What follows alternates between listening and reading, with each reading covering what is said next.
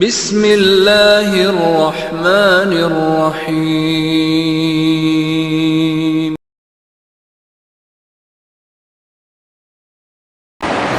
الحمد لله رب العالمين والعاقبة للمتقين والصلاة والسلام على نبينا محمد وعلى آله وصحبه ومن تبعهم بإحسان إلى يوم الدين رب اشرح لي صدري ويسر لي أمري واحلل عقدة من لساني يفقهوا قولي اللهم صل على محمد وعلى آل محمد كما صليت على إبراهيم وعلى آل إبراهيم إنك حميد مجيد اللهم بارك على محمد وعلى آل محمد كما باركت على إبراهيم وعلى آل إبراهيم إنك حميد مجيد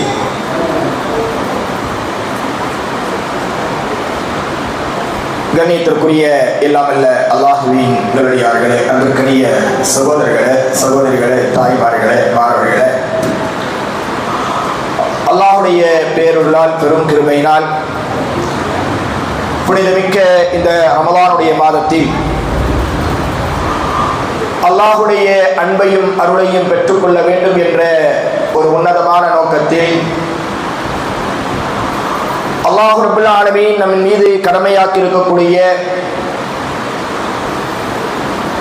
நோன்பு என்று சொல்லக்கூடிய அந்த இபாதத்தை முடித்து அதை தொடர்ந்து இரவு தொழுகைகளில் ஈடுபட்டு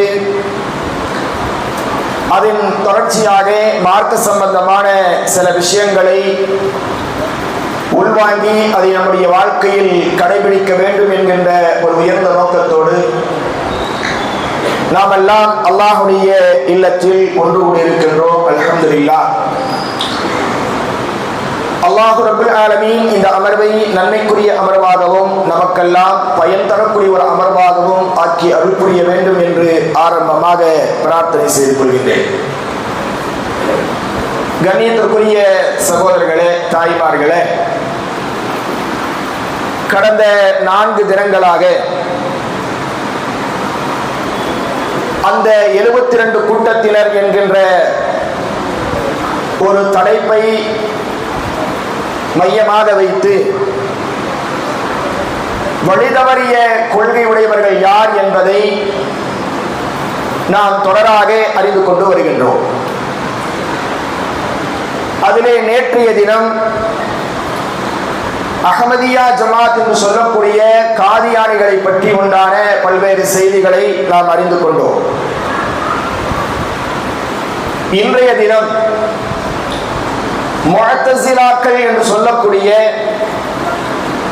ஒரு வழிதவறிய கூட்டத்தை குறித்த சில செய்திகளை நாம் அறிந்து கொள்வது காலத்தின் அவசியம். இந்த முஅத்தஸிலாக்கள் என்று சொல்லக்கூடியவர்கள் யார்? இவர்களுடைய கொள்கை கோட்பாடுகள் என்ன? ஏன் நாம் இவர்களை வழிதவறிய கூட்டம் என்று சொல்கின்றோம்? போன்ற செய்திகளை எல்லாம் இன்ஷா அல்லாஹ் இந்த அமர்வில் நாம் சுருக்கமாக அறிந்து கொள்வதற்கு இருக்கிறோம். முஅத்தஸிலாக்கள் என்று சொல்லக்கூடிய இந்த கூட்டம் ஹிஜ்ரி 2ஆம் நூற்றாண்டில், அதாவது ஹிஜ்ரி 105 110 வரை அந்த காலகட்டத்தில் உருவானவர்கள் தான் இந்த முஅத்தஸிலாக்கள். ஹிஜ்ரி 105 110 வரை உள்ள அந்த காலகட்டங்களில் உண்டானவர்கள் தான் இந்த முஅத்தஸிலாக்கள். இந்த முஅத்தஸிலா என்கின்ற இந்த கூட்டத்தை உருவாக்கிய நபர் யார் என்று கேட்டால் வாசில் இப்னு அத்தா அல்-அஸ்ஸால். வாசில் இப்னு அத்தா அல்-அஸ்ஸால் என்று சொல்லக்கூடிய ஒருவர் தான் இந்த முஅத்தஸிலா என்று சொல்லக்கூடிய கூட்டத்தை உருவாக்கினார். இந்த கூட்டத்தினுடைய முஅத்தஸிலாவுடைய இந்த கூட்டம், இந்த பிரிவு, இதனுடைய அடிப்படையான விஷயங்கள் என்னவென்று கேட்டால், குர்ஆனுக்கும் ஹதீஸிற்கும் விளக்கம் சொல்கின்றோம் என்ற பெயரில், குர்ஆனுக்கும் ஹதீஸுக்கும் விளக்கம் சொல்கின்றோம் என்ற பெயரில் தங்களுடைய மனப்போன போக்கில் குதர்க்கமாக பல விஷயங்களை பேசுவார்கள். முஅத்தஸிலாவுடைய பிரதானமான கொள்கை என்னவென்று கேட்டால், குர்ஆனுக்கும் ஹதீஸுக்கும் சலஃபுகள் என்ன விளக்கம் அளித்தார்களோ அதுகளை விட்டுவிட்டு தங்களுடைய மனப்போன போக்கிலே குதர்க்கமாக, இன்னும் சொல்வதாக இருந்தால் தம்முடைய அறிவுக்கு முரண்பட்ட பல செய்திகளை நிராகரிக்கக்கூடியவர்கள். இந்த முஅத்தஸிலா கூட்டத்தினுடைய பிரதான கொள்கை என்னன்னு சொன்னால், என்ன செய்வாங்க, தன்னுடைய அறிவுக்கு முரண்பட்ட பல செய்திகள் குர்ஆனிலும் ஹதீஸிலும் சொல்லப்பட்டிருக்கும், இது என்னுடைய அறிவுக்கு பொருந்தவில்லை, அதனால் இது தள்ளுபடி, அதனால் நாங்கள் இதை நிராகரிக்கிறோம் என்று சொல்லிவிடுவார்கள். இதுதான் முஅத்தஸிலாவுடைய பிரதானமான கொள்கை.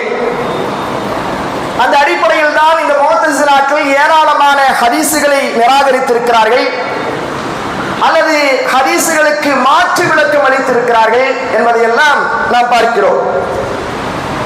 இந்த முஅத்தஸிலாவுடைய அந்த கொள்கையின் தாக்கம் எந்த அளவுக்கு அன்றைய காலகட்டத்தில் இருந்தது என்று சொன்னால், அன்றைய காலகட்டத்தில் கலீஃபாவாக இருந்தவர்கள், ஆட்சி பீடங்களில் அமர்ந்திருந்தவர்கள் கூட இவர்களுடைய அந்த பேச்சை கேட்டு, இவர்களுடைய அந்த வாதங்களை கேட்டு அவர்களும் அதில் ஈடுபட்டு இவர்கள் என்ன செய்தார்கள் சொன்னால், அந்த ஆட்சி அதிகாரத்தோடவே அவர்களுடன் கை கொடுத்து கொண்டு பல்வேறு விஷயங்களை இந்த சமூகத்திற்கு மத்தியிலே திரித்தார்கள்.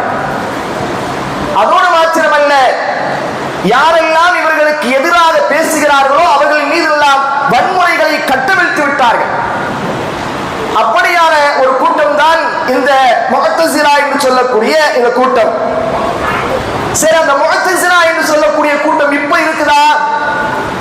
இப்ப நமக்கு தெரிந்து ஏதாவது இருக்குதா முஅத்தஸிலா என்று சொல்லக்கூடிய கூட்டம்? இல்ல. நமக்கு தெரிந்ததெல்லாம் தௌஹீத் ஜமாத்து, நமக்கு தெரிந்ததெல்லாம் அஹ்மதியா ஜமாத்து அல்லது ஷியா, இது போன்ற ஜமாத்துக்கள் தான் என்னது உலகமெங்கும் பரவி இருக்கிறது. இந்த முஅத்தஸிலா என்று சொல்லக்கூடிய ஜமாத் இருக்குதா? இப்ப உலகத்துல இருக்குதான்னு சொன்ன இப்ப இல்ல. அந்த ஜமாத்து எப்ப தோன்றுச்சு? ஹிஜ்ரி 105ல இருந்து 110க்குள்ள தோன்றிய காலகட்டம் அது. அந்த முஅத்தஸிலா என்று சொல்லக்கூடிய அந்த கூட்டம், அந்த அமைப்பு, அந்த கொள்கை இப்ப இருக்குதான்னு சொன்னா அந்த பேர்ல இல்ல. அது ரொம்ப வணங்கிறோம். முஅத்தஸிலா என்று சொல்லக்கூடிய அந்த பேர்ல இன்றைக்கு எந்த உலகத்தில் எந்த பகுதியிலும் இல்ல, இந்த கூட்டம் இல்ல. சரி, அப்படி யாராவது தங்களை அடையாளப்படுத்திக் கொள்வார்களா என்று சொன்னால் அடையாளப்படுத்திக் கொள்ளவும் மாட்டாங்க. ஏன்னா வரலாற்றில் இந்த முஅத்தஸிலா என்று சொல்லக்கூடிய இந்த வார்த்தை, இந்த பெயர் வழிகட்ட கொள்கையுடையவர்களுடைய பெயராகவே வரலாற்றில் பதிவு செய்யப்பட்டது. அதனால அவங்கள்ட்ட இருக்கக்கூடிய கொள்கைகள் வேறு எந்த அமைப்பிடத்தில் இருந்தாலும் கூட, எந்த ஜமாத்தினத்தில் இருந்தாலும் கூட நாங்கள் முஅத்தஸிலாக்கள் என்று சொல்ல மாட்டாங்க. ஏன்னா தெரியும், முஅத்தஸிலா என்று சொன்னாலே அது வழிகட்ட கூட்டம், நம்முடைய வழிகட்ட கூட்டம் என்று சொல்லிவிடுவார்கள் என்று சொல்லி அந்த சிந்தனை உள்ளவர்கள் கூட, முஅத்தஸிலாக்களுடைய அந்த சிந்தனை உடையவர்கள் கூட தங்களை முஅத்தஸிலாக்கள் என்று சொல்லிக் கொள்ள மாட்டார்கள். ஏன் இன்னும் ஒரு படி மேலாக சொல்வதாக இருந்தால், முஅத்தஸிலாக்கள், உண்மையான முஅத்தஸிலாக்கள் இருந்தார்களே, அவர்கள் கூட தங்களை முஅத்தஸிலாக்கள் என்று சொல்ல மாட்டார்கள். அவர்கள் தங்களுக்கு என்ன பெயர் வைத்துக் கொண்டார்கள் தெரியுமா? அஹ்லுத் தௌஹீத் வல் அத்ல். அவங்க என்ன பேர் வச்சுக்கிட்டாங்க? அஹ்லுத் தௌஹீத் வல் அத்ல் என்றுதான் முஅத்தஸிலாக்கள் தங்களுக்கு தாங்களே பெயர் வைத்துக் கொண்டார்கள். ஏன்னா முஅத்தஸிலா என்பது எல்லோருக்கும் மத்தியிலும் அது ஒரு வழிகட்ட கூட்டம் அப்படின்ற ஆனதுனால அவர்கள் என்ன செய்து விட்டார்கள் என்று சொன்னார், அஹ்லுத் தௌஹீத் வல் அத்ல் என்ற அந்த பெயரை வைத்துக் கொண்டார்கள். யாரு? இப்ப உள்ளவங்க அல்ல, முஅத்தஸிலாக்கள், உண்மையான முஅத்தஸிலாக்கள் இருக்கிறாங்களே அவர்களே அஹ்லுத் தௌஹீத் வல் அத்ல் என்று சொல்லித்தான் தங்களை அடையாளப்படுத்தினார்கள். அப்போ சரி, இப்ப இங்க இல்ல. ஆனால் என்ன நிலை என்று சொன்னால், சில அமைப்புகள் இருக்கிறது, சில தௌஹீத்வாதிகள் இருக்கிறார்கள். இவர்களிடத்தில் இந்த சிந்தனை இன்றைக்கு புறையோடு கிடைக்கிறது. முஅத்தஸிலாக்குடைய சிந்தனை இன்றைக்கு சமூகத்தில் இருக்கக்கூடிய பல தௌஹீத்வாதிகளிடத்திலும் பல அமைப்புகள் உள்ளவர்களிடத்திலும் அந்த முஅத்தஸிலாக்குடைய சிந்தனை இருக்கிறதா என்று சொன்னால் நிச்சயமாக இருக்கிறது என்பதைத்தான் நாம் பார்க்க முடிகிறது. அன்பிற்குரியவர்களே, பொதுவாக இந்த முஅத்தஸிலா என்ற இந்த வார்த்தை யாருக்கு பயன்படுத்தப்படும் என்று சொன்னால், இஸ்லாமிய அகீதாவை ஆய்வு செய்யக்கூடிய விஷயத்தில் பகுத்தறிவுக்கு யார் அதிக முக்கியத்துவம் தருகிறார்களோ, முஅத்தஸிலாக்கள் யாருக்கு சொல்லப்படும்? இஸ்லாமிய அகீதாவை ஆய்வு செய்யக்கூடிய விஷயத்தில் பகுத்தறிவுக்கு முக்கியம் அதிகம் தருகிறார்களோ,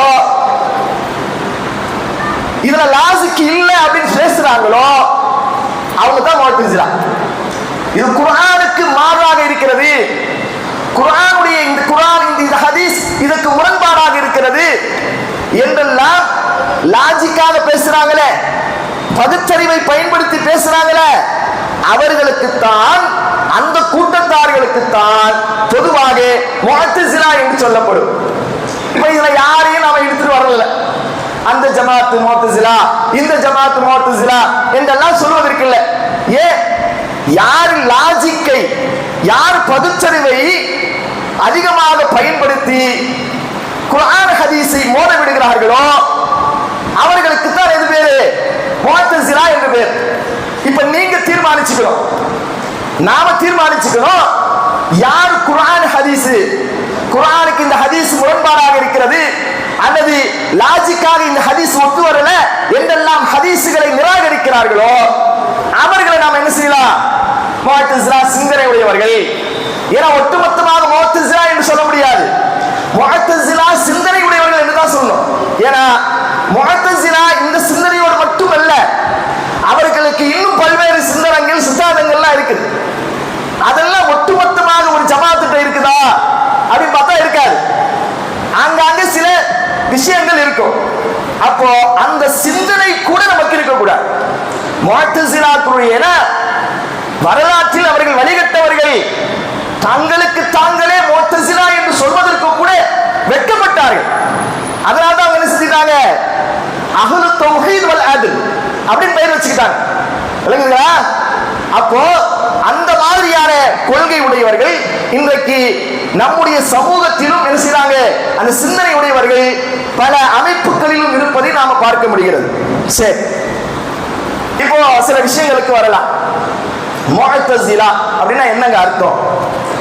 முஅத்தஸில் இது அரபி வார்த்தை. இஅ்தஸல அப்படின்னு சொன்னா அதாவது பிரிந்தான், விலகி சென்றான், ஒதுங்கினான் அப்படின்னு அர்த்தம். எப்படி? முஅத்தஸிலா அப்படின்னு நம்ம சொல்றோம் இல்லையா, இது எந்த வார்த்தையிலிருந்து வந்தது அப்படின்னு கேட்டீங்கன்னா இது ஒரு அரபி வார்த்தை. இஅ்தஸல என்கின்ற அந்த வார்த்தையிலிருந்து வந்ததுதான் முஅத்தஸிலா. இஅ்தஸல என்று சொன்னால் என்ன அர்த்தம் என்று கேட்டால், பிரிந்து சென்றான், விலகி சென்றான் என்று பொருள். குர்ஆனில இந்த வார்த்தைகள் இடம்பெறுகிறதா என்று சொன்னால் இடம்பெறுது. ஏன்னா இந்த முஅத்தஸிலா என்பது அந்த கூட்டம் தங்களுக்கு தாங்களே வைத்துக் கொண்ட பெயர் அல்ல, அவர்களே வைத்துக் கொண்ட பெயர் அல்ல. அஹ்லுஸ் சுன்னா இமாம்கள் அவர்களுக்கு வைத்த பெயர். குர்ஆனில் அல்லாஹ் ரப்பல் ஆலமீன் இந்த வார்த்தையை அதிகமான இடங்களில் பயன்படுத்துகிறார். உதாரணத்துக்கு சொல்வதாக இருந்தால், இரண்டாவது அத்தியாயத்தினுடைய 222வது வசனம். அல்லாஹ் ரப்பல் ஆலமீன் அதை குறித்து பேசுகிறார். ஹைலை குறித்து பேசுகிறார். வயஸ்அலூனக அனில் மஹீல், மாதவிடாய் பற்றி உம்மிடம் கேட்கிறார்கள், வினவுகிறார்கள். குல் ஹுவ அதா, நபியே நீங்கள் கூறுங்கள், அது ஒரு உபாதையான தீட்டு என்று நீங்கள் கூறுங்கள். ஃபஅத்தஸிலுன் நிஸாஅ ஃபில் மஹீல், அல்லாஹ் இங்க சொல்ற பாருங்க, ஃபஅத்தஸிலுன் நிஸாஅ ஃபில் மஹீல், அந்த நேரத்தில் மாதவிடாயின் பொழுது பெண்களை விட்டும் நீங்கள் விலகி இருங்கள். இது குர்ஆனுடைய வசனம். இந்த வசனத்துல அல்லாஹ் அந்த இஅ்தஸல என்கின்ற அந்த வார்த்தையை பயன்படுத்துகிறான். ஃபஅத்தஸிலு அப்படின்னா என்ன அர்த்தம்? விலகி இருங்கள். மாதவிடாய் காலகட்டங்கள்ல பெண்கள்கிட்ட நீங்க போகாதீங்க, அது ஒரு உபாதையான ஒரு தீட்டு அப்படின்னு சொல்லி அல்லாஹ் செய்யறான். அந்த இடத்துல இஅ்தஸல என்கின்ற வார்த்தையை பயன்படுத்துகிறான். இது ஒன்று. ஒரு சாம்பிளுக்காக ஒரு ரெண்டு சொல்றேன். அடுத்ததாக அல்லாஹ் ரப்பல் ஆலமீன் 4வது அத்தியாயத்தில் 90வது வசனம் அல்லாஹ் சொல்கிறான், ஃபைனதஸலூகும் ஃபலம் யுகாதிலூகும் வஅல்கௌ இலைக்குமுஸ் ஸலாம். 4வது அத்தியாயத்துடைய 90வது வசனத்தில் அல்லாஹ் ஃபைனதஸலூகும், எனவே அவர்கள் உங்களை விட்டு விலகி, என்ன சொல்றான் அர்த்தம்? இஅ்தஸலக் என்பதற்கு விலகி இருந்தான், பிரிந்து சென்றான் சொல்லமா இல்லையா?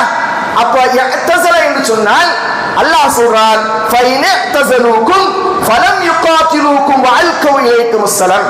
அதாவது போரை பற்றி அல்லாஹ் பேசிட்டு வருகின்ற பொழுது அவர்கள் உங்களை விட்டு விலகி உங்களுடன் போர் புரியாமல் உங்களிடம் சமாதானம் செய்து கொள்ள விரும்பினால் அதை நீங்கள் என்ன செய்யுங்க? ஒப்புக்கொள்ளுங்க. போருக்கு யாராவது வந்து நாங்க சமாதானத்துக்கு வரோம் அப்படின்னு சொன்னா என்ன செய்யணும்? வஅல்கௌ இலைக்குமுஸ் ஸலாம், நீங்க அதை என்ன செய்யணும்? சமாதானத்துக்கு வந்துடணும் அப்படின்னு அல்லாஹ் சொல்றான்.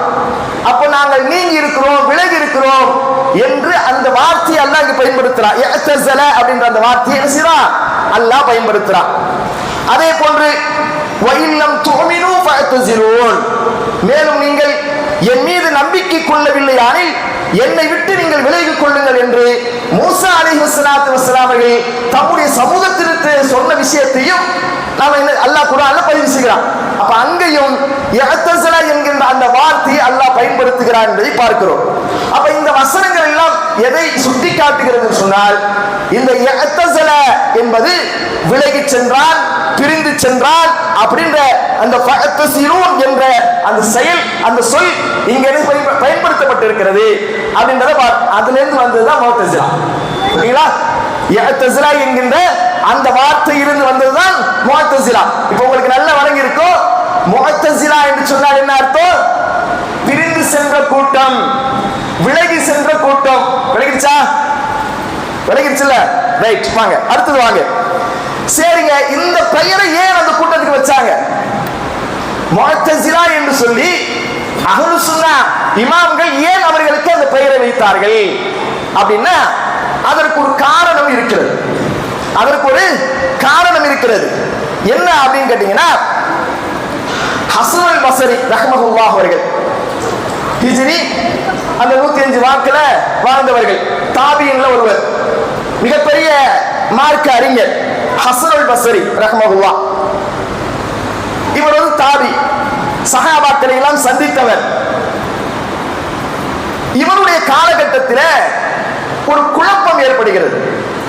என்ன குழப்பம் அப்படின்னு கேட்டீங்கன்னா, பெரும்பாவங்கள் செய்தவன் அவன் மூமினா அல்லது காஃபிரா? பெரும்பாவங்கள் செய்தவன் மூமினா அல்லது காஃபிரா? அவனை எந்த பட்டியல்ல நாம சேர்ப்பது? இதுதான் அந்த குழப்பம். ஆனா இந்த குழப்பம் எப்போ வந்துச்சு? ஹவாரிஜுடைய காலகட்டத்திலே வந்துருச்சு. ஹவாரிஜிகள்ட்டே என்னது? அப்பயே என்ன சொன்னாங்க? பெரும்பாவம் செய்தவர்கள் எல்லாம் காஃபிர் அப்படின்னு சொன்னவங்க யாரு? அவர்கள் நிரந்தர நரகம் ஹவாரிஜிகள். அந்த காலம் போய், ஹவாரிஜிகளுடைய அந்த காலங்கள் போய் அடுத்த நூற்றாண்டில் மீண்டும் அது தலை தூக்க ஆரம்பிக்குது. எது? பெரும்பாவம் செய்தவன் காஃபிரா மூமினா? இந்த ஒரு குழப்பம். இப்படியான ஒரு நேரத்தில் தான் இமாம் ஹஸன் அல் பஸரி ரஹ்மஹுல்லாஹ் அவர்கள் என்ன செய்யறாங்க சொன்னா, பள்ளிவாசல்ல தம்முடைய மாணவர் கொண்டிருக்கிறார்கள். அப்படி பாடம் எடுத்துக் கொண்டிருக்கக்கூடிய நேரத்தில் ஒரு மனிதர் வருகிறார். மனிதர் வந்து, இமாம் அவர்களே, நம்முடைய இந்த காலத்தில், நாம் வாழக்கூடிய இந்த காலத்தில் பெரும்பாலும் செய்பவர்களை காஃபிர் என்று சொல்லக்கூடிய ஒரு கூட்டம் தோன்றிடுச்சு. பெரும்பாலும் யாரெல்லாம் செய்யறாங்களோ அவங்க எல்லாம் காஃபிர் பத்துவா கொடுக்கக்கூடிய ஒரு கூட்டம் தொடங்கிடுச்சு. அதோடு மாத்திரமல்லாமல் ஈமானில், அதாவது இன்னொரு கூட்டம் தொடங்கி இருக்குது. பெரும்பாலும் செஞ்சா ஈமான்ல எந்த பாதிப்பும் ஏற்படாது அப்படின்னு ஒரு கூட்டம் தொடங்கிடுச்சு. இதை குறித்து நீங்க என்ன சொல்றீங்க? ஒருவர் வந்து ஒரு வினாவை எழுப்புகிறார். பெரும்பாலும் செய்தவர்கள் எல்லாம் காபிர்கள், நிரந்தர நரகவாதிகள் அப்படின்னு சொல்லி ஒரு கூட்டம் சொல்லுது. இன்னொரு கூட்டம் இப்படி சொல்லுது. அப்பயே ஹிஜ்ரி 105 இந்த மாதிரியான குழப்பங்கள் எல்லாம் தோன்றிடுச்சு. என்னது?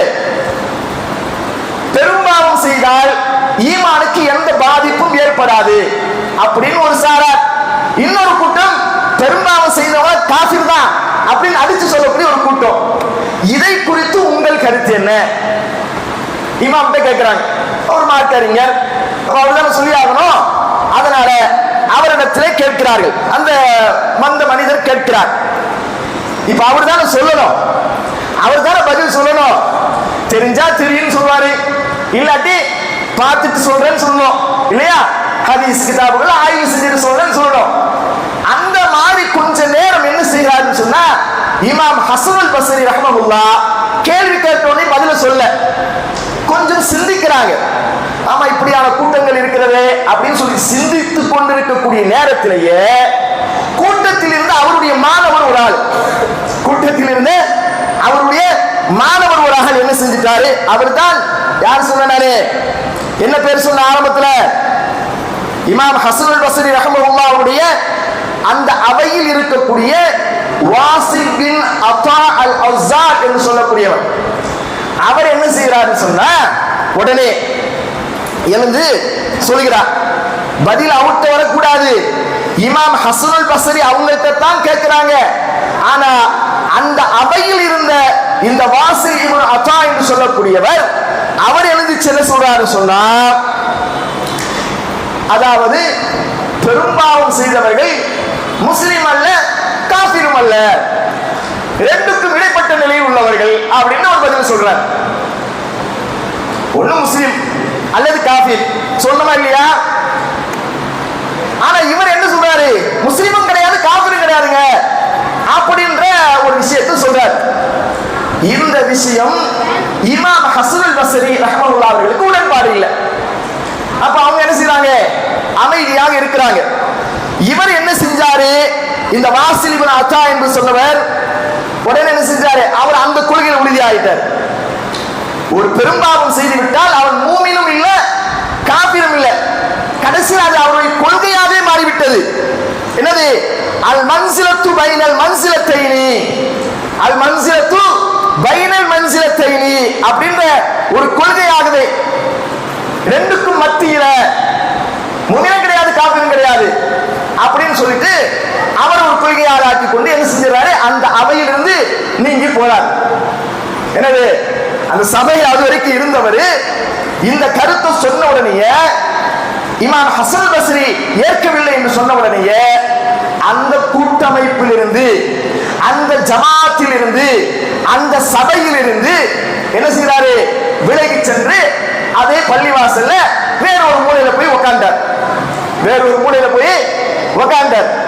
உட்கார்ந்த உடனே அப்பதான் இமாம் ஹசனுல் பஸ்ரி ரஹ்மத்துல்லாஹி சொன்னாங்க, இஅ்தஸில் அன்னா அல் வாசில், நம்மை விட்டும் இந்த வாசில் விலகி சென்று விட்டார், பிரிந்து சென்று விட்டார் அப்படின்ற வார்த்தையை சொல்றாங்க.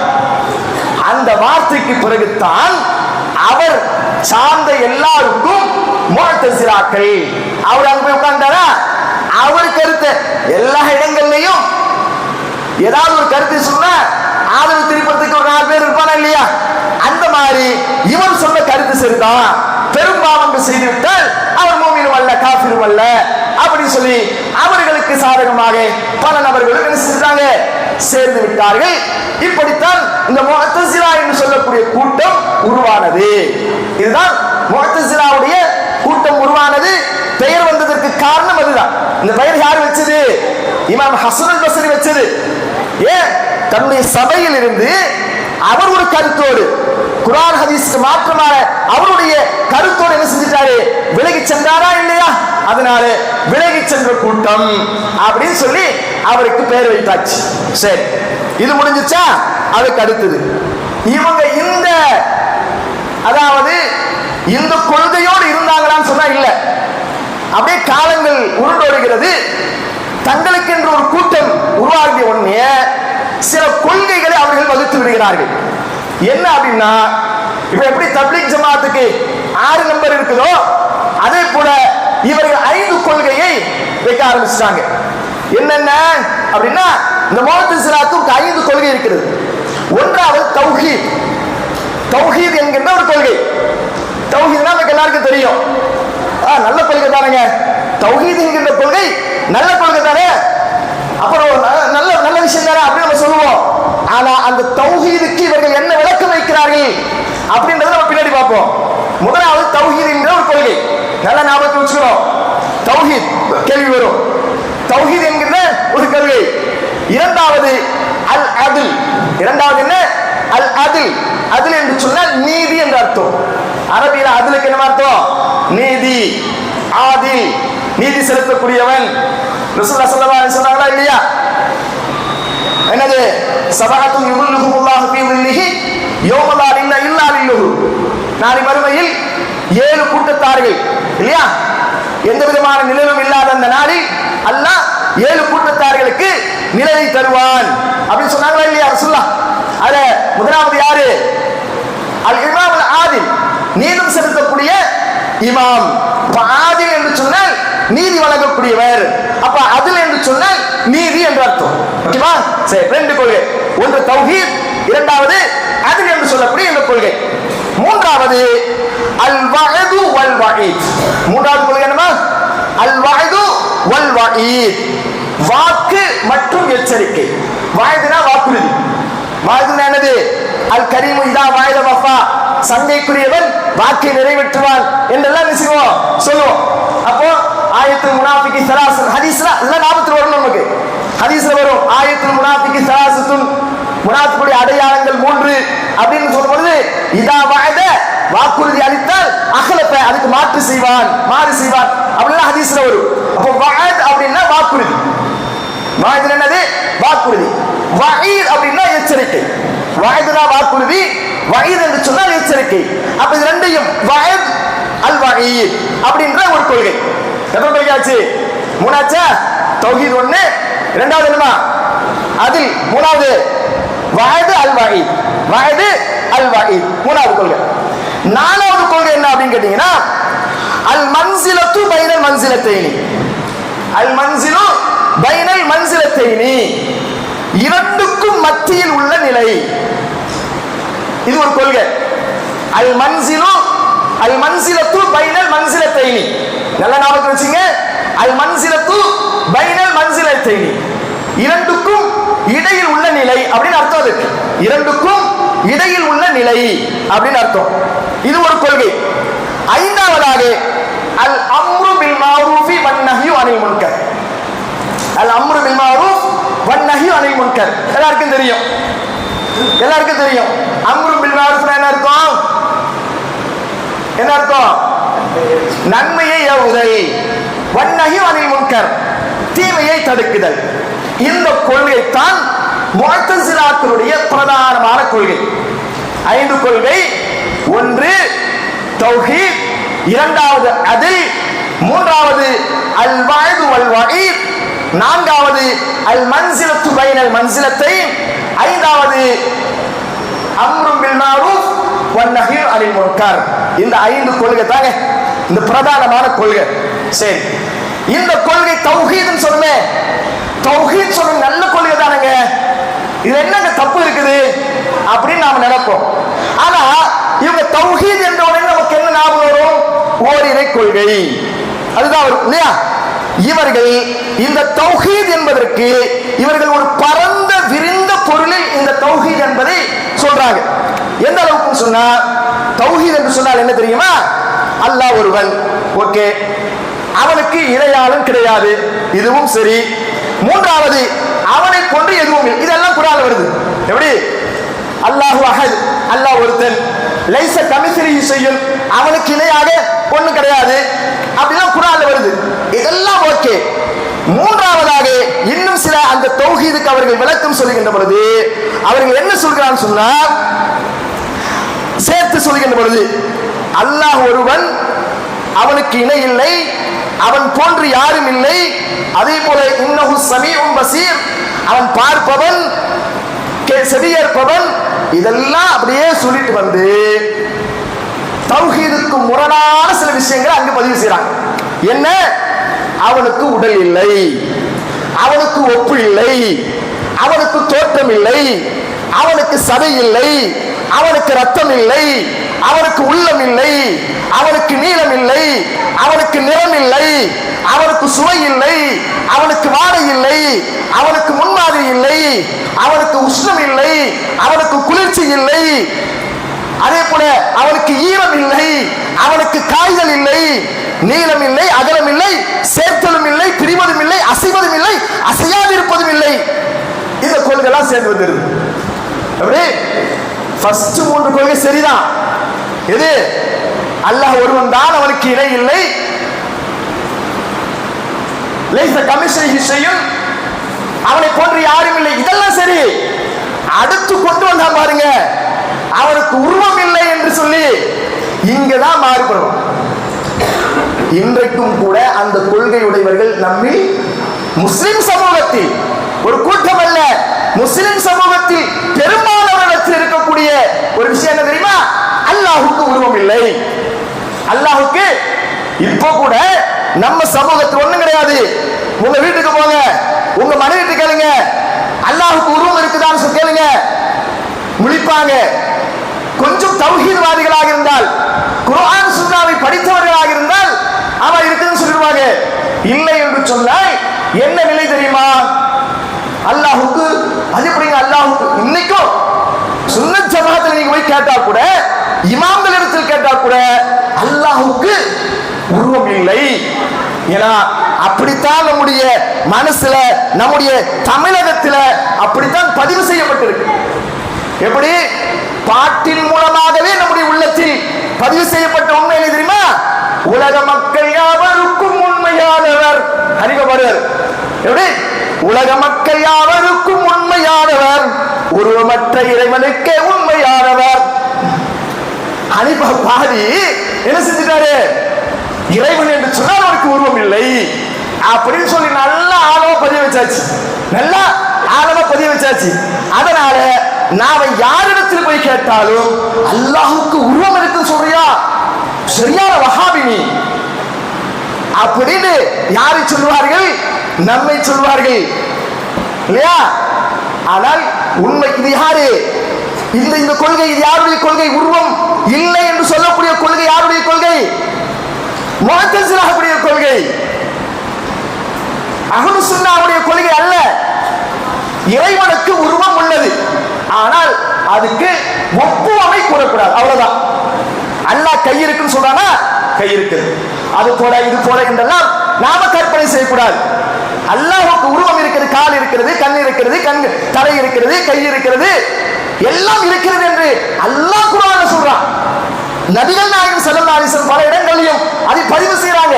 அப்படின்னா அதை அப்படியே ஏற்றுக்கொள்ள வேண்டும். உருவம் இருக்கிறது, அவ்வளவுதான், ஒப்புமை கூறாதீங்க. இதுதான் நம்ம நிலைப்பாடு, இதுதான் நம்முடைய நிலைப்பாடாக இருக்கணும். ஆனால் இந்த முஅத்தஸிலாக்கள் என்ன செஞ்சாங்கன்னு சொன்னா, அவருடைய கொள்கை, பிரதானமான கொள்கை அல்லாஹுக்கு உருவம் இல்லை. அப்ப யாரெல்லாம் இந்த சித்தாந்தத்தில் இருக்கிறார்களோ, சிந்தனையில் இருக்கிறார்களோ, அவர்கள் அந்த அத்வைத கொள்கை என்று சொல்வார்கள். இறைவனுக்கு உருவம் இல்லை ஒண்ணு, இன்னொரு கொள்கையை வச்சிருப்பாங்க. என்ன கொள்கை? தூசிலும் இருக்கிறான், துரும்பிலும் இருக்கிறான் என்று சொல்வாங்க. அதுவும் தவறு, அது அத்வைத கொள்கை. அல்லாஹ் எங்க இருக்கிறான்? அல்லாஹ் கிளியரா சொல்லிட்டான், அர் ரஹ்மான் அலல் அர்ஷ் இஸ்தவா. அல்லாஹ் கிளியரா சொல்றாச்சு. அதைத்தான் நம்ம நம்முடைய மத்தவர அது எப்படி அங்கே போய் இருப்பான்? அப்ப அவங்க கொள்கை என்னது? அல்லாஹ்வுக்கு உருவம் இருக்கிறது என்று சொன்னால் அவன் இருப்பதற்கு ஒரு இடம் வேண்டும் அல்லவா? இப்படியெல்லாம் பல விஷயங்களை அவர்கள் சொல்லி வழிகட்டு போனார்கள் என்பதை நாம் பார்க்கிறோம். இது முதலாவது. அப்போ தௌஹீத் என்று அவர் சொல்லுவதில் இதுல அடிப்படை போயிடுது. இது தௌஹீத் அல்ல. தௌஹீத் என்று சொன்னால் இது தௌஹீத் அல்ல. குர்ஆனுக்கு ஹதீஸுக்கு மாற்றமாக நீ என்ன சொல்கிறாய்? அல்லாஹ்வுக்கு உருவம் இல்லை என்று சொல்கிறாய். அப்படின்றத அடிபட்டு போயிடுது. அடுத்ததாக நீங்க பாத்தீங்கன்னா இந்த அல் அதில் அதில்னா என்னங்க அர்த்தம்? நீதி அப்படின்னு அர்த்தம் வச்சோம் இல்லையா? இந்த நீதி என்ற பண்பை இவர்கள் என்ன செய்கிறான்னு சொன்னா இறைவனோடு தொடர்பு படுத்தி அதன் முடிவில் சில விவகாரமான கொள்கை நிலைப்பாடுகளை எடுக்கிறாங்க இவங்க. என்ன நீ அதில் என்று சொன்னால் அதுல என்ன விஷயங்கள் வருதுன்னு கேட்டீங்கன்னா, சுருக்கமாக உங்களுக்கு சொல்வதாக இருந்தால் விதியை மறுக்கிறார்கள். அவ்வளவுதான். விதியை மறுக்கலாமா? ஈமானுடைய அடிப்படைகளில் ஒன்று என்னமா? விதியை ஏற்றுக்கொள்வது. அப்படிதானே? ஆமன்து பில்லாஹி வ மலாயிகத்திஹி வ குதுபிஹி வ ருசுலிஹி வல் யௌமில் ஆகிரி வல் கத்ரி கைரிஹி வ ஷர்ரிஹி. இல்லையா? நன்மை தீமை நல்லது கெட்டது எல்லாம் எங்கிருந்து வருகிறது? அல்லாஹ்விடமிருந்து ஏற்படுகிறது என்ற கொள்கை உடையதுதான் சரியான கொள்கை. ஆனா இவன் கொள்கை என்ன தெரியுமா? இல்ல, விதியை என்ன செய்யறான்? மறுக்கிறார்கள். எப்படின்னு சொன்னால் மனிதர்கள் செய்யக்கூடிய அந்த செயல்கள் மனிதர்கள் தான் பொறுப்பாளிகள். அவை இறைவன் புறத்திலிருந்து என்னது ஏற்படுவதில்லை. அவைகள் எல்லாம் மனிதர்களிடம் இருந்துதான் ஏற்படுகின்றன அப்படின்னு சொல்லி ஒரு கொள்கை என்ன செய்யறாங்க? வகுத்து வைத்திருக்கிறார்கள். அப்ப என்ன செய்யறாங்க சொன்னா விதியை மறுக்கிறார்கள். விதியை என்ன செய்யறாங்க? மறுக்கிறார்கள்.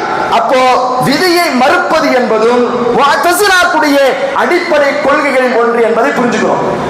இப்ப ரெண்டு கொள்கையை சொல்லியிருக்கிறேன். ஒன்னு என்ன? தௌஹீத் என்று சொல்லிக்கொண்டு அல்லாஹ்வுக்கு உருவம் இருக்குதா இல்லையா? இல்லைன்னு சொல்றாங்களா? இருக்குன்னு சொல்றாங்களா? இல்லைன்னு சொல்றாங்க. இது ஒரு கொள்கை. இரண்டாவது என்ன கொள்கை? அவங்கள்ட்ட அது என்கின்ற அந்த விஷயத்தை முன்னிறுத்தி என்ன சொல்றாங்க? விதி என்று ஒன்று இல்லை. விதியை மறுக்கிறாங்க. அப்படிதானே? நம் செய்யக்கூடிய செயல் ஃபுல்லா அல்லாஹ்விடம் இருந்து ஏற்படுவது இல்லை, மனிதன் தானாக செய்கிறான் அப்படின்றத அவங்க கொள்கை. இது இரண்டாவது பிரதானமான கொள்கை. மூன்றாவது என்ன சொன்னோம்? அல் வஅது வல் வஈத். அல் வஅது வல் வஈத், வாக்கும் எச்சரிக்கையும். ரொம்ப முக்கியமான சில விஷயங்கள். இதெல்லாம் நீங்க தெரிஞ்சுக்கணும் என்பதற்காக கொஞ்சம் நேரங்கள் எடுத்தாலும் இன்ஷா அல்லாஹ் கொஞ்சம் அமைதி காத்து நினைச்சீங்க. இதை உள்வாங்கிட்டு போங்க. அடுத்த நாள் கிடையாது எனக்கு, இன்றையோட முடிச்சுக்கணும். அதனால சில விஷயங்களை சொல்லிடுறேன். அல் வஅது வல் வஈத் என்ன? வாக்கும் எச்சரிக்கையும் இவங்க கொள்கை. அல் வஅது வல் வஈத், வாக்கும் எச்சரிக்கையும். அது என்ன வாக்கும் எச்சரிக்கையும் அப்படின்னு கேட்டீங்கன்னா, முஅ்தஸிலாவுடைய அடிப்படையான மற்றொரு கொள்கை இது. அதாவது அல்லாஹ் வாக்குறுதி அளித்தால் அதை எப்படி நிறைவேற்றுவானோ அதே போல எச்சரிக்கையும் நிறைவேற்றுவான். எப்படிங்க? அல்லாஹ் ஒரு வாக்குறுதி அளித்தால் அதை நிறைவேற்றுவான். அந்த நம்பிக்கை இருக்குதா இல்லையா? அதே போல அல்லாஹ் உங்களுக்கு ஒரு எச்சரிக்கை விட்டால் அதையும் நிறைவேற்றுவான் அப்படின்னு சொல்லி கரெக்ட். அவங்க சொல்றது கரெக்ட். அல்லாஹ் வாக்குறுதி அளிச்சா அல்லாஹ் நிறைவேற்றுவான், எச்சரிக்கை செய்தா அதையும் நிறைவேற்றுவான் என்பது கரெக்ட் தான். ஏன்னா எச்சரிக்கையும் இறைவனுடைய வாக்குறுதியில அடங்கும். எச்சரிக்கை என்னது? நான் உனக்கு இப்படி எச்சரிக்கிறேன், ஒழுங்கா இருந்துக்க அப்படின்னா அது எச்சரிக்கை இல்லையா? அந்த எச்சரிக்கையும் அதுல அடங்கிடும், வாக்குறுதியில அடங்கிடும். ஆனா என்ன அர்த்தம்னா, அல்லாஹ் என்ன சொல்றான் அப்படின்னா, நன்மை புரிந்தால் உங்களுக்கு சொர்க்கம், தீமை செய்தால் உங்களுக்கு நரகம் இல்லையா? நன்மை புரிந்தால் சொர்க்கம் தருவேன் வாக்குறுதி, தீமை செஞ்ச என்னை ஏத்துக்காம ஷிர்க் செஞ்ச உனக்கு நான் என்ன செய்வேன்? நரகத்தை தூவேன். இது அல்லாஹ்வுடைய எச்சரிக்கை. சரி, இப்ப இந்த வஅது வஈத், வாக்குறுதியும் எச்சரிக்கையும் எப்படி இருக்குன்னு சொன்னா, அல்லாஹ் வாக்குறுதி அளித்தால் அவனை சொர்க்கத்திற்கு அல்லாஹ் அனுப்புவான். அதே போல ஒரு மனிதன் தீமையை செய்தால் அவன் நரகம் செய்வான். அல்லாஹ் கூறியிருக்கிற காரணத்தினால அவன் கண்டிப்பாக நரகம்தான் செல்வான். இதுதான் அவங்களுடைய கொள்கை. அல்லாஹ் நன்மை செஞ்சா சொர்க்கம் தரேன் வாக்குறுதி அளிச்சிருக்கான்ல, அப்ப தீமை செய்தால் நீ பாவம் செஞ்சிட்டனா உனக்கு நரகம் தான். இதான் அல் வஅது வல் வஈத். ஆனா இதுல நாம மாறுபடுறோம். இதுல நாம மாறுபடுறோம். ஏன் அப்படி இல்லை, அப்படி நீங்க வாழக்கூடாது. அல்லாஹ் வாக்குறுதி அளித்தால் அவன் அதை நிறைவேற்றுவான், எச்சரிக்கை செய்வான். ஆனால் அந்த எச்சரிக்கை எப்படி இருக்கும்? அல்லாஹ் நாடினால் சிலர்களை மன்னிப்பான், அல்லாஹ் நாடினால் சிலர்களை தண்டிப்பான். இந்த கொள்கை தான் நம்ம கொள்கை. இந்த கொள்கை தான் சரியான கொள்கை. இது நாம சொல்றோமா? இல்ல. எங்க இருக்குது? குர்ஆன்ல இருக்குது. நபிமொழிகள்ல தாராளமாக இந்த விஷயங்கள் காணப்படுவதை பார்க்கிறோம். உதாரணத்துக்கு நீங்கள் எடுத்துக்கொண்டீர்கள் சொன்னால் அல்லாஹ் ரப்பல் ஆலமீன் திருமறை குர்ஆன்ல சொல்றான், இன்னல்லாஹ லா யக்ஃபிரு அன் யுஷ்ரக பிஹி வ யக்ஃபிரு மா தூன ذلك லிமன் யஷா வ மன் யுஷ்ரிக் பில்லாஹி ஃபகத் இஃப்தரா இஸ்மன் அஸீமா. அல்லாஹ் குர்ஆன்ல சொல்றான், நிச்சயமாக அல்லாஹ் தனக்கு இணை வைப்பதை மன்னிக்க மாட்டான். இணை வைத்து மரணித்தால் நரகம் கன்ஃபார்ம். மன்னிப்பு கேட்டதா பிரச்சனை இல்லை. மௌத்தா போறதுக்கு முன்னாடி நீங்கள் அல்லாஹ்விடத்தில் தான் செய்த அந்த இணை வைப்புக்கு அல்லாஹ்விடத்தில் மன்னிப்பு கேட்டா அதை மன்னிச்சிருவான். ஆனா மன்னிப்பு கேட்காமலேயே மரணத்தை எழுதிவிட்டால் அவனுக்கு நரகம். ஆனால் இதுக்கு மட்டும் நரகம். அடுத்ததாக அல்லாஹ் சொல்றான், வயக்ஃபிரு மா தூன ذلك லிமன் யஷா. இதை தவிர மற்ற எதையும் தன் நாடியவர்களுக்கு மன்னிப்பான்.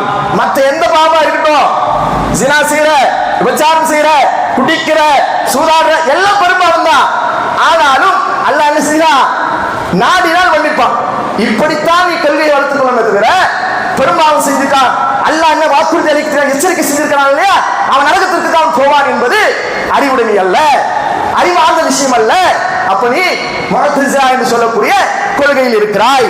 அப்போ யார் அல்லாஹ்வுக்கு இணை வைக்கிறார்களோ அவர்கள் நிச்சயமாக மிகப்பெரிய பாவத்தையே கற்பனை செய்கிறார்கள் என்று அல்லாஹ் சொல்லிவிட்டு அடுத்ததாக பாருங்கள், நிறைய வசனங்கள் இருக்கிறது.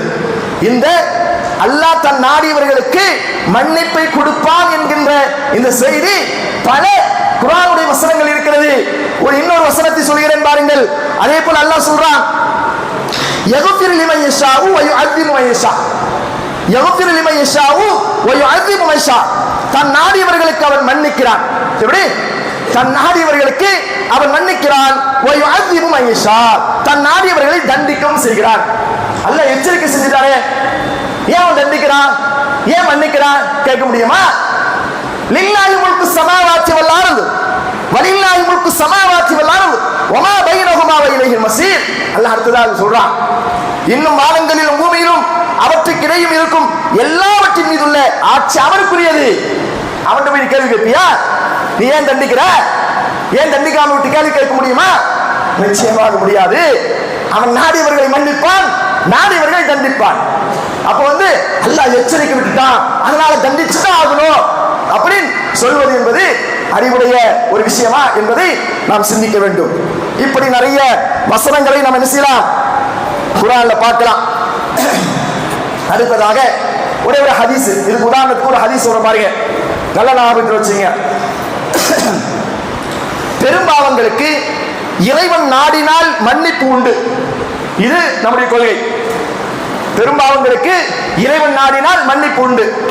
இதற்கு ஆதாரமாக 2 குர்ஆனுடைய வசனங்களை சொன்னேன். ஒரு நபி மொழியை சொல்கிறேன், நினைவு வைத்துக் கொள்ளுங்கள். ஒரு சஹாபி அபூதர் ரலியல்லாஹு அன்ஹு அவர்கள் அறிவிக்கக்கூடிய ஒரு செய்தி. ரசூல் ஸல்லல்லாஹு அலைஹி சொல்றாங்க, ஆத்தானி ஆத்தின் மின் ரப்பி, ஆத்தானி ஆத்தின் மின் ரப்பி ஃபஅக்பர்னி அவ் கால பஷ்ஷர்னி. எனது இரட்சகரிடமிருந்து ஒரு வானவர், அதாவது ஜிப்ரீல் அலைஹிஸ்ஸலாம் என்னிடம் ஒரு சுப செய்தியை சொன்னார். ரசூலுல்லாஹ் சொல்றாங்க, அல்லாஹ்விடமிருந்து ஒரு வானவர், அவர் ஜிப்ரீல் வந்தார், எனக்கு ஒரு சுப செய்தியை சொன்னார். என்ன சுப செய்தியை சொன்னார்? அன்னஹு மம்மாத மின் உம்மத்தி லா யுஷ்ரிகு பில்லாஹி ஷையா தഖலல் ஜன்னah. எப்படி வருது ஹதீஸ்? அன்னஹு மம்மாத மின் உம்மத்தி லா யுஷ்ரிகு பில்லாஹி ஷையா தഖலல் ஜன்னah. எனது சமுதாயத்தில் யார் அல்லாஹ்வுக்கு எதையும் இணையாக்காமல் மரணிக்கின்றாரோ அவர் சொர்க்கத்தில் நுழைவார் அப்படின்னு சொல்லி ஒரு வானவர் என்னிடத்தில் சொல்லிவிட்டு ஒரு சுப செய்தியை சொல்லிவிட்டு போனார் அப்படின்ற செய்தியை நபிகள் நாயகம் ஸல்லல்லாஹு அலைஹி வஸல்லம் என்ன செய்றாங்க, சஹாபாக்கள் சொல்றாங்க. இப்படி சொன்ன பொழுது இந்த ஹதீஸை அறிவிக்கக்கூடிய அபூதர் கேட்கிறார், குல்து நான் கேட்டேன் வ இன் ஸனா வ இன் ஸரக வ இன் ஸனா வ இன் ஸரக விபச்சாரம் செஞ்சாலுமா திருடினாலுமா விபச்சாரம் செஞ்சுட்டு ஒருத்தர் மூத்தா போயிட்டாரு அல்லாஹ் அவர் மன்னிச்சிருவானா திருட்டு பெரிய திருடிட்டாரு திருடிட்டு அப்படியே மூத்தா போயிட்டாரு அல்லாஹ் மன்னிச்சிருவானா அப்படின்ற மாதிரி ஒரு கேள்வி கேட்கிறாங்க அப்ப சொல்றாங்க வ இன் ஸனா வ இன் ஸரக ஆமா விபச்சாரம் செய்தாலும் சரி திருடினாலும் சரி அல்லாஹ் தான் என்ன செய்வான் அவர் அல்லாஹ்வுக்கு இணை வைக்காமல் மரணித்தால் அவர் சொர்க்கம் கொள்வார் அப்படின்ற விஷயத்தை ரசூலுல்லாஹி ஸல்லல்லாஹு அலைஹி வஸல்லம் அவர்கள் சொல்கிறார்கள் என்று சொன்னால் அப்போ அல்லாஹ் நாடினால் தண்டிப்பான் அல்லாஹ் நாடினால் மன்னிப்பான் இதுதான் அஹ்லுஸ் சுன்னாவுடைய கொள்கை ஆனால் முஅத்தஸிலாக்கள் என்ன செய்றாங்க பெரும்பாவம் செய்து விட்டால் அவன் காஃபிர் அவன் நரகத்துக்கு சென்று விடுவான் இந்த கொள்கை தான் அவருடைய கொள்கையாக இருக்கிறது சரி அடுத்ததாக 4வது கொள்கை 5 கொள்கைகள் முடிச்சிருவோம் அதுக்கு மேல கொண்டு போவானா ஓகேவா 4வது கொள்கை என்ன அல் மன்சிலத்து பைனல் மன்சிலத்தை இதுவும் அந்த அல் வஈத் வல் வஈதுடைய அதே சார்ந்த விஷயம் தான் அதாவது பெரும்பாவங்கள் செய்தவர்கள் மன்னிப்பு கோராத நிலையில் அவருடைய இது மன்னிப்பு கோராத நிலையில் அவர்கள் மரணித்து விட்டால் அவர்கள் நரகவாசி அப்படின்றது யாருடைய கொள்கை அவங்களுடைய கொள்கை அவங்கள்ட்ட என்னது மன்னிப்பு கேட்டுட்டா அல்லாஹ்ட்ட மன்னிப்பு கேட்டுட்டா அல்லாஹ் என்ன செய்வான் தண்டிச்சிட்டு சொர்க்கத்துக்கு அனுப்பிடுவான் ஆனா மன்னிப்பு கேட்காமலே ஒரு பெரும்பாவம் செய்து விட்டு மன்னிப்பு கேட்காமலே அவர் மூத்தா போய்விட்டால் அவரது நிலை என்னது அவரது நிலை அவருக்கு நிரந்தர நரகம் அப்படின்றது அவங்களுடைய கொள்கை அப்போ ஒரு முஸ்லிம் பெரும்பாவம் செய்தாலும் சரி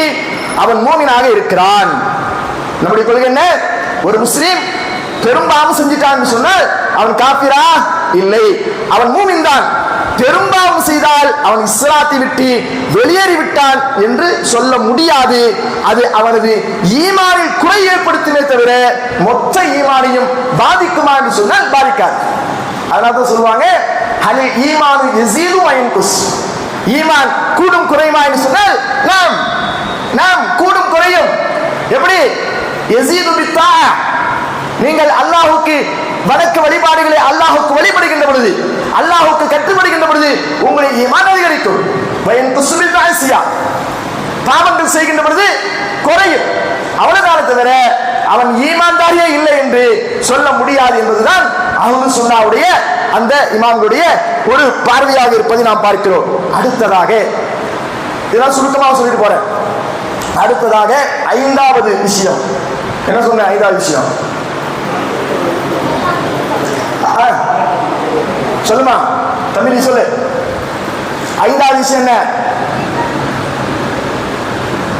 கவனிக்கலையா கவனிச்சு சொல்லுங்க நன்மையை ஏவுதல் தீமையை தடுக்கிறது மாஷா அல்லாஹ் அல் அம்ரு பில் மஅரூஃப் வன் நஹி அனில் முன்கர் இது நல்ல கொள்கை தானங்க இந்த கொள்கையில என்னங்க நீங்க தவறை கண்டுபிடிக்க போறீங்க அப்படி என்பது தானே நம்முடைய அந்த சிந்தனை நன்மையை ஏவி தீமையை தடுப்பது என்பது எல்லாமும் எங்களுக்கு கடமைதான் அதுல எந்த கருத்து வேறுபாடும் இல்லை ஆனால் இவர்கள் ஒரு படி மேலாக சென்று என்ன சொல்ல வருகிறார்கள் சொன்னால் நன்மையை ஏவி தீமையை தடுக்கக்கூடிய நேரத்தில் அவன் நன்மையை செய்யறனா அல்லது தீமையை செஞ்சானா ஆயுதம் என்று ஹவாரிஜிகளுடைய கொள்கை யாருச்சா இல்லையா ஹவாரிஜிகளுடைய கொள்கை என்ன ஒருவன் தீமை செஞ்சால் அவன் அரசராக இருந்தால் என்ன செய்யற வாழேந்தி அவனுக்கு எதிராக புறப்படணும் அப்படின்ற அந்த கொள்கை இருந்துச்சு அதே கொள்கை தான் இவர்கள் நன்மையை ஏவி தீமையை தடுக்க வேண்டும் என்கின்ற அந்த விஷயத்தில் என்ன செய்யறாங்க